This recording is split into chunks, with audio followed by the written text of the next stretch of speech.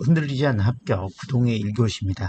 이번 시간 필수 이론 시간에 파트 5 투자론의 테마로는 28번째입니다. 부동산에서 발생하는 현금 흐름에 대해서 살펴보도록 하겠습니다. 이번 테마는 이론형과 계산형 둘 다 자주 출제가 되기 때문에 반드시 공식과 플로우를 몸에 체화를 하셔야 됩니다. 그래서 어설프게 암기를 하시면 절대 계산 문제라든지 지식형을 맞출 수가 없습니다. 그래서 수차례 반복하셔가지고 요 문항만큼은, 요 지문만큼은 또는 이 공식만큼은 내가 나오면 기계적으로 맞출 수 있다라고 할 수준 정도로 돼야 됩니다. 그래서 부동산에서 발생하는 현금 흐름은 크게는 이제 보유할 때 우리는 부동산을 많이 보유해 본 적이 없죠. 그래서 보유하는 거는 이제 임대를 놓는 임대인 입장에서 이제 생각을 해보자고요. 임대 사업자가 됐을 때 내가 부동산을 보유하고 있는 기간 동안 어떤 현금 흐름이 발생하느냐. 그리고 그 보유하던 부동산을 매도했을 때는 어떤 현금 흐름이 발생할 수 있느냐. 매도 때는 뻔하잖아요. 판 대금이 현금 흐름이 되고, 보유했을 때는 월세가 현금 흐름이 됩니다. 그 월세를 어떤 식의 계산 흐름을 가지고 있는지 오늘 살펴보는 것이 컨텐츠의 핵심이 되겠죠. 그래서 먼저 교재 63페이지에 보시면 보유 기간에서 발생하는 현금 흐름, 저는 이제 집주인이죠. 집주인 입장에서 생각을 하셔야 됩니다. 집주인 입장에서는 어떤 캐시플로우가 발생하느냐. 자, 우리가 이제 건물을 이제 이렇게 원룸을 줬다고 생각해봐요. 원룸에 한 층에 세 칸씩 곱하기 3층이죠. 그러면 9개의 호실이 발생을 하는 거죠. 그럼 9개의 호실에서 월세가 만약에 100만 원씩 부과를 한다고 치면 이 사람은 한 달에 900만 원이 현금으로 발생하는 거예요. 그 출발점이 바로 가능 총소득입니다. 그래서 여기서부터 외웁니다. 가유 순전 후 뭐라고요? 보유하는 동안에는 가유 순전 후에 캐시플로우가 발생한다. 그 출발점은 가능 총소득이다. 가능 총소득은 뭡니까? 당연히 내가 가진 호수에다가 임대료를 곱하면 가능 총소득이죠. 이걸 이제 영어로 PGI라고 합니다. 포텐셜 뭐 이렇게 이제 시작을 하는 거고요. 가능 총소득해서 내가 맥스로 벌어들일 수 있는 현금 흐름은 뭐다? 가능 총소득이다. 그거는 호수의 임대료를 곱했을 때 포텐셜 그로스 인컴 그래가지고 가능 총소득이 되겠습니다. 자, 근데 이게 다 내 돈이 되면 좋은데 여기서 빼는 게 있죠.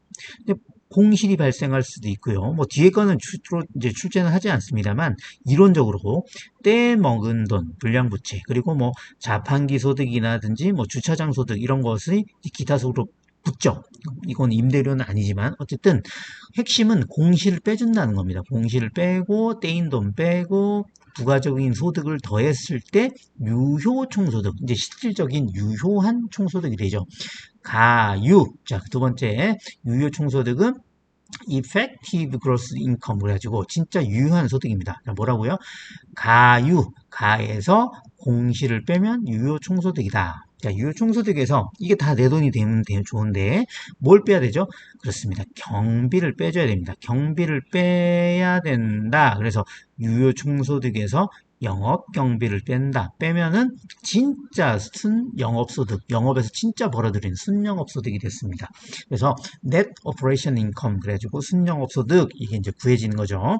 가유 순까지 왔습니다. 자, 그러면 순영업소득이 다 내 돈이 되냐? 아니죠. 여기서 또 대출 갚아야 되죠. 그것을 부채 서비스액이라고 합니다. 그래서 뭐라고요? 가유순에서 부채를 뺍니다. 부채를 빼면은 세전 현금 수지, before tax cash flow 그래가지고 세전 현금 수지가 발생합니다. 세전 현금 흐름 또는 현금 수지 이렇게 발생을 하죠.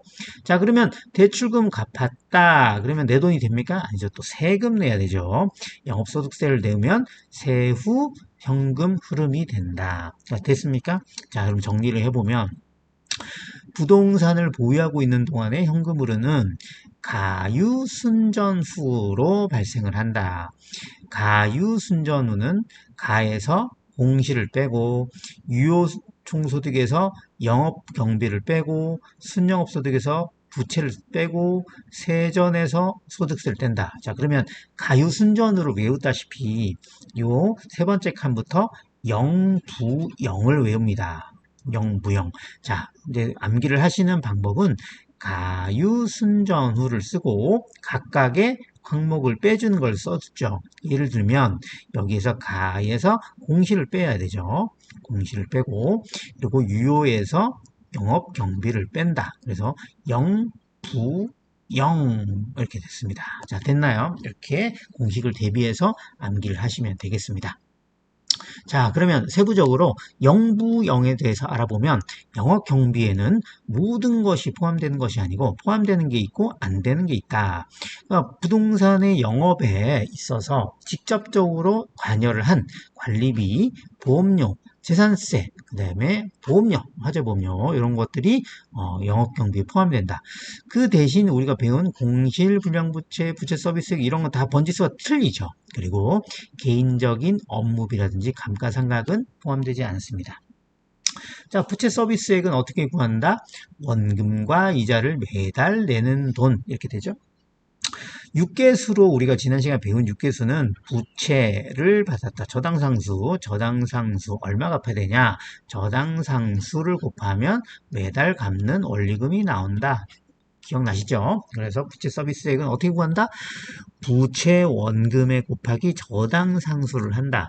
이렇게 이제 무지막지하게 줄 수도 있다는 얘기입니다. 그리고 세 번째, 소득세는 말 그대로 순영업소득 기준으로 매길 수도 있고, 그 다음에 세전현금수리 기준으로 매길 수도 있습니다.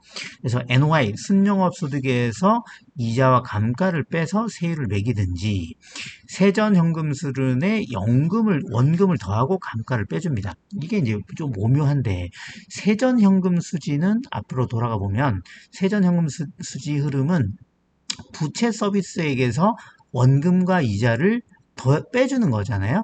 세전에서 빼주는 거니까 다시 원금을 더해주는 원리가 되겠습니다. 자, 그래서 영업소득세를 순영업소득으로 할 때는 순영업소득에서 이자와 감가를 빼고 세율을 매기고요. 세전현금수지를 기준으로 할 때는 원금을 더해주고 감가를 빼준다. 되셨죠? 자, 그 다음에 교재 63페이지 보면은 매도 시의 현금 흐름이 있습니다. 이제 부동산 팔았어요. 그러면 쉽습니다. 외웁니다. 순전후. 순은 뭐냐? 순매도 소득입니다. 순매도가죠. 매도가에서 매도 경비를 빼줍니다. 그러니까 내가 판돈에서 경비를 빼주는 겁니다. 그리고 그 다음에 뭐를 빼느냐? 대출 남은 걸 빼줘야죠. 대출 남은 걸 빼주면 세전 지분 복귀액이 됩니다. 그리고 세금을 또 내야죠. 양도소득세 내야죠. 그러면 세후 지분 복귀액이 됩니다. 자, 어떻게 해요? 순전후가 내 돈이다. 팔고 나서. 순은 뭐다? 매도가에서 경비를 빼면 순매도 소득이 나오고 거기서 대출 갚고 그러면 세전 지분 복귀액이 나오고 그리고 세금 내면 세후 지분 복귀액이 나온다. 그러면 세전 지분 복귀액은 뭐냐? 자산 순매각대금에서 대출금 잔액을 빼면 지분 투자자의 몫으로 돌아오는 금액인 거죠.